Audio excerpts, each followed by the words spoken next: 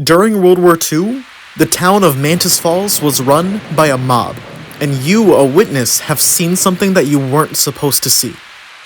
The mob is known to leave no witnesses, so will you be tracked down and executed, or will you be able to escape the town of Mantis Falls?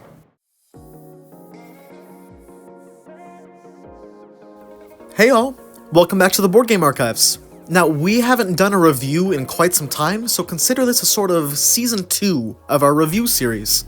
Now, for those of you who may not have seen a specific review of ours, what we're going to do, we're going to provide a sort of walkthrough on how this game plays, then jump into a review formula, how we do our reviews, and then finally jump into the review itself. When we do our reviews, we like to take the perspective of somebody who may not play board games all the time. Let's say you were a parent looking for a game for their child. Maybe you're in a relationship and you're looking for something to play for a date night. Something like that. That is the perspective that we like to take. And so we hope that by the end of the video, you can make an honest decision on whether or not this is the best game for you. So without further ado, let's jump into Mantis Falls.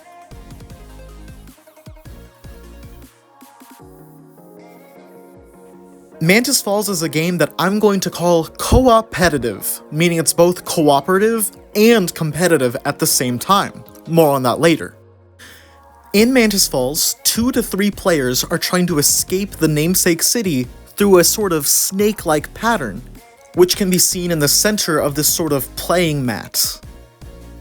Within each of these spaces, players will put down cards labeled as Road at Sunset, Road at Dark, and Road at Night. Each of these cards will have specific information on them that are crucial to the overall gameplay. Included in the game are character cards. Now to start off, you will start with an Urbanite card that gives you no special abilities. However, everyone will get this so that everyone is at a sort of even ground with each other. Now earlier I did mention that this game is both competitive and cooperative. That's because you could be a witness trying to escape the city, or you can be an assassin trying to kill the witnesses before they can leave. You know what specific card you have, you don't know what the other players have, so there's a lot of tension right there. While the game is designed so that you can't trust the people around you, you do have allies that you can recruit throughout your journey. These allies will give you a range of different abilities and powers, so you will want to look through them and see how they can help. Next up are the event cards. Every time you move to a different space on the board, a random event will trigger. Sometimes these events will be people trying to hurt you.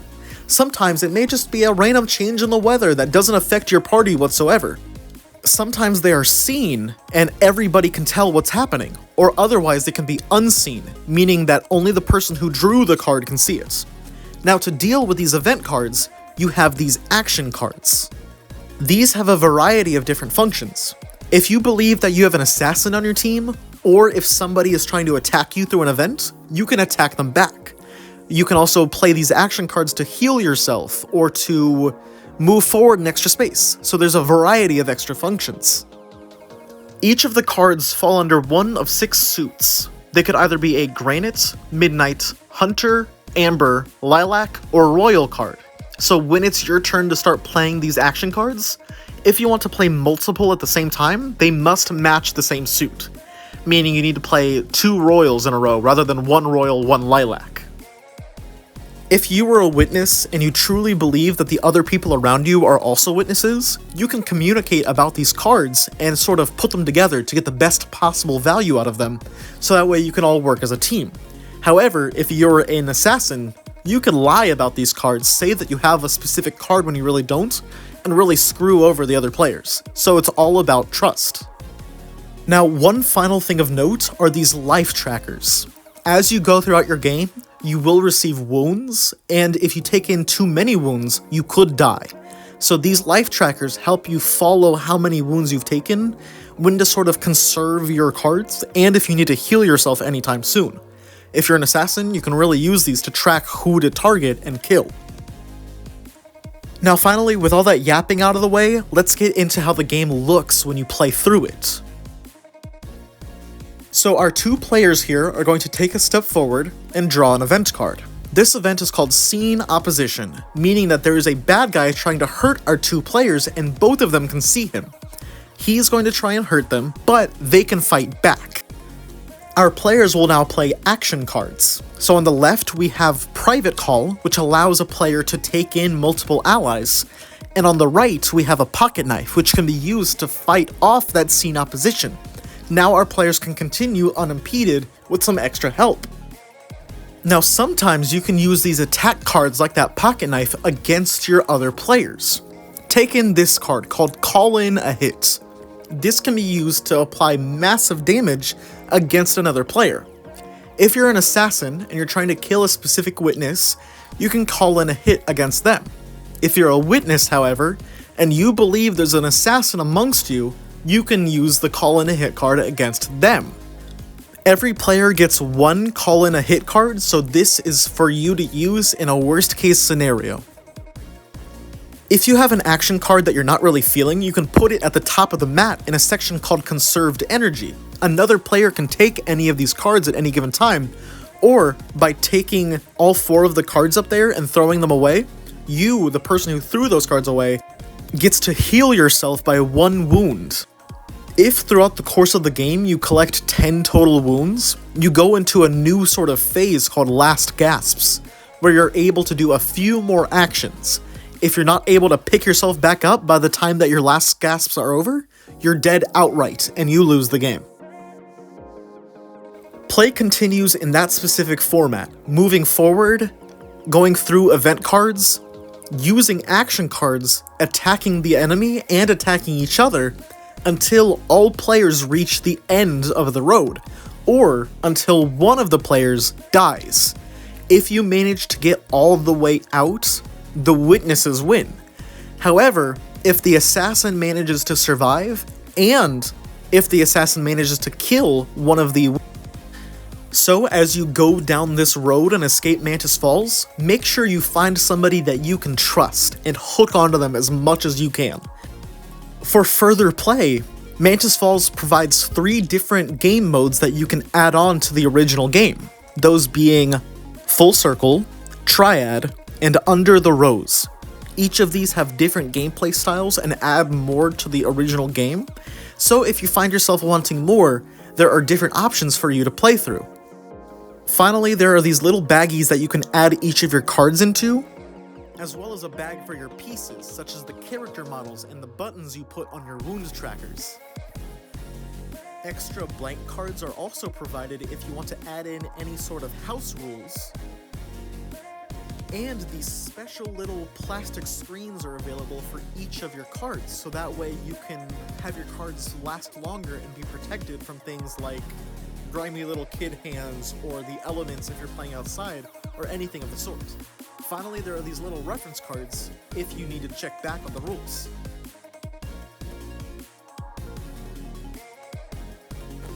And now finally for our review formula. So when we go through different reviews of board games, we like to look at 5 different topics. Those topics being accessibility, replayability, aesthetics, cost, and time. For each topic, a game can earn between 0 and 5 stars, for a total score of 0 to 25 stars. Games closer to 25 are fantastic, and we have little to no notes for them. Meanwhile, games closer to 0 need a lot of work in our opinion. So, without further ado, let's get started!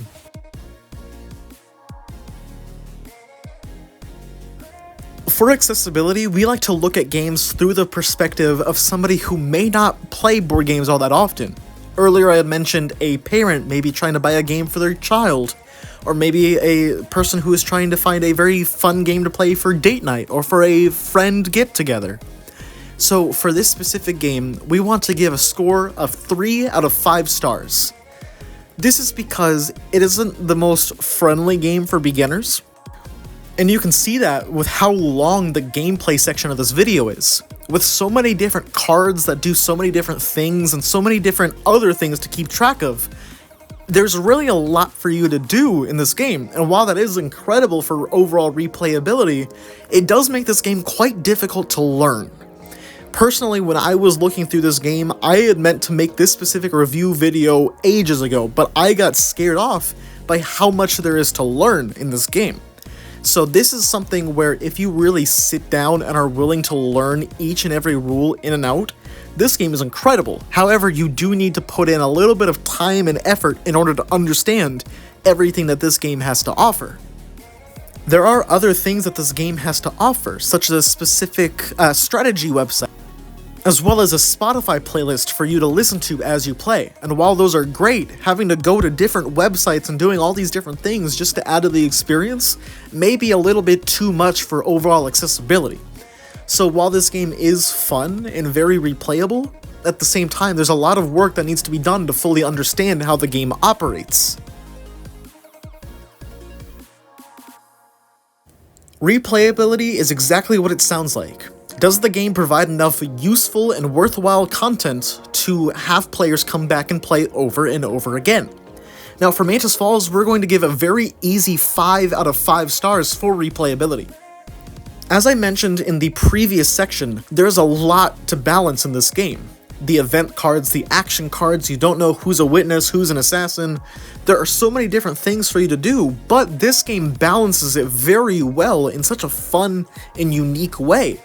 What's especially nice about this game is that it offers those 3 extra packs, those being Full Circle, Triad, and Under the Rose. So if you find yourself getting bored by the initial gameplay loop of the original game, you can apply any one of those 3 for a new experience. Because there's so much to do and additional gameplay modes for if you want to experiment, this is a very easy 5 out of 5 in terms of replayability in our eyes. For aesthetics, we like to look at 2 different things. How does a game look, and how does a game feel to the touch? So a game that may look pretty but is very flimsy does not really get a good score, and then meanwhile a game that is very well crafted but is not the best looking likewise does not get a good score. Now with card games like this, we hesitate to give a good overall score, and that's because typically the pieces, the game board, things like that aren't usually there. And so as a result, there's only so much beauty and overall physical sturdiness that a card game can have. However, there is one saving grace for Mantis Falls that does make us want to give this game an overall good score for aesthetics. That being those little plastic sleeves for your cards. There are more than enough of these plastic sleeves to cover every single card, including the blank ones, and we really appreciate that because it lets the game last longer. It makes sure that the cards don't deteriorate as fast as they usually would if they didn't have that. So because of that, we're going to give Mantis Falls an overall aesthetics rating of 4 out of 5 stars. Not the most beautiful we've ever seen. However, the plastic sleeves and the overall look and vibe of the game really do set it apart from the average card game.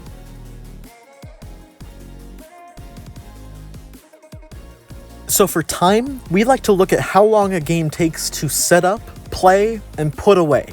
And so we like to look for a very fun middle ground. A game that isn't going to take about 3 minutes, as that's way too quick for us, but not a game that's going to take like 4 hours. So for time, for this specific game, Mantis Falls, we're going to give a score of 3 out of 5. Mantis Falls lists itself as playing between 60 and 90 minutes, and while we find our games to be a little bit quicker than that, that is still quite a lot of time to add into one specific game. Not only that, but one specific playthrough of that game. And while we view the overall gameplay loop of Mantis Falls to be quite fun, I wouldn't be surprised if somebody got a little bit bored of it by maybe minute 55. Add in the fact that it is a bit easy to tell about halfway through the game who is the assassin, and the time does feel a little bit longer than it needs to be, and so overall we feel that 3 out of 5 stars. The game isn't stupidly long, but it does feel like it's overstayed its welcome just a little bit.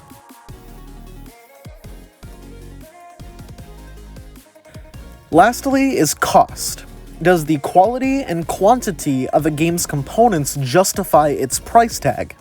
Just like with its replayability, Mantis Falls' cost earns a very well-deserved 5 out of 5 stars. The game is only about $35, and comes with 216 cards, 216 sleeves for your cards to be in, as well as the playmats, the little buttons that you use to track how many wounds you have, the little characters that you use to signify each of the players, all of the different bags for the cards and the pieces to go through, as well as the manual itself. There is so much that this game has to offer, and all of it is so well made that we're genuinely surprised at how cheap that $35 marker is. For context, we've bought games for maybe $40 or $45 that doesn't even have half of the content that this game does. So overall, we feel that a 5 out of 5 for the total cost of this game is a very reasonable ranking.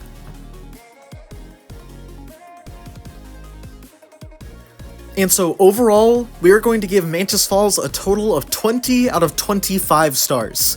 We do feel that the game is a little bit difficult to get into, and at times it does feel a little bit long-winded, but overall, once you get the hang of this game, it is a fantastic game, and honestly, we feel is one of the best card games we've ever played.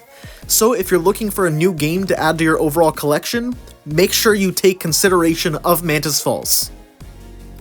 And as always, thank you so much for watching. This has been a dream channel so far, and we really enjoy making this sort of content for y'all. So please feel free to like, comment, share, subscribe, all that good stuff, and we cannot wait to show you what else we have in store.